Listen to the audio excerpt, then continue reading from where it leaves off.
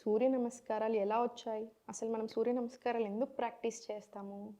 మీకు ఒక మంచి కథ చెప్తాను. మనకి మైథలాజికల్ ప్రకారం ఏంటంటే, సూర్య భగవంతుడి దగ్గర హనుమంతుడు శిష్యరికం చేసుకోవాలని చాలా ఇష్టపడ్డారంట.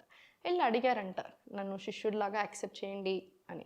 అడిగితే సూర్య భగవంతుడు అన్నారంట, మరి నేను లోకమంతా తిరుగుతాను ఆ మూల నుంచి ఈ మూల వరకి, మరి నా స్పీడ్‌ని తట్టుకోగలుగుతావా అంటే, హనుమంతుడు సూర్యుడిని ఇలా ఫేస్ చేస్తూ వెనకాల సైడ్ మొత్తము తను చెప్తున్నంత సేపు, తను నేర్పిస్తున్నంత సేపు మొత్తం ఆకాశమంతా ఇలా చుట్టేశారంట. అది చాలా నచ్చి సూర్యభగవంతుడు తనని శిష్యుడిలాగా యాక్సెప్ట్ చేసి వేదాలు, నాలెడ్జు, యోగా, స్పిరిచువాలిటీ ఇలా చాలా అన్ని విద్యలు నేర్పించారంట. సో వాళ్ళంతా అయిపోయి ఎండుకొచ్చాక అప్పటికప్పుడు సూర్య భగవంతుడి మీద అభిమానంతోటి, గ్రాటిట్యూడ్ తోటి హనుమంతుడు చేసినవి మన సూర్య నమస్కారాలు. 12 పోస్టర్స్ రిప్రజెంట్స్ 12 జోడియాక్ సైన్స్ అనమాట. అందుకనే సూర్య నమస్కారాలు చాలా పవర్ఫుల్. సో మనం సూర్య నమస్కారాలు చాలామంది ఒక ఫిజికల్ ఎక్సర్సైజ్ లాగా తీసుకుంటూ ఉంటారు. అలా కాదు, సూర్య నమస్కారాలు మూవింగ్ మెడిటేషన్ యొక్క ఒక ఫామ్.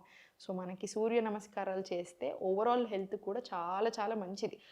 బాడీ, మైండ్ అలైన్ చేస్తూ మన బ్రెత్కి cosmic energy of the sun మనమంతా తీసుకుంటామన్నమాట. సో అందుకని సూర్యుడు ఉన్నప్పుడు ఎస్పెషల్లీ మార్నింగ్ సూర్య నమస్కారాలు తీసుకోండి. సాయంత్రం అయినా మార్నింగ్ అయినా సరే మనకు చాలా చాలా మంచిది.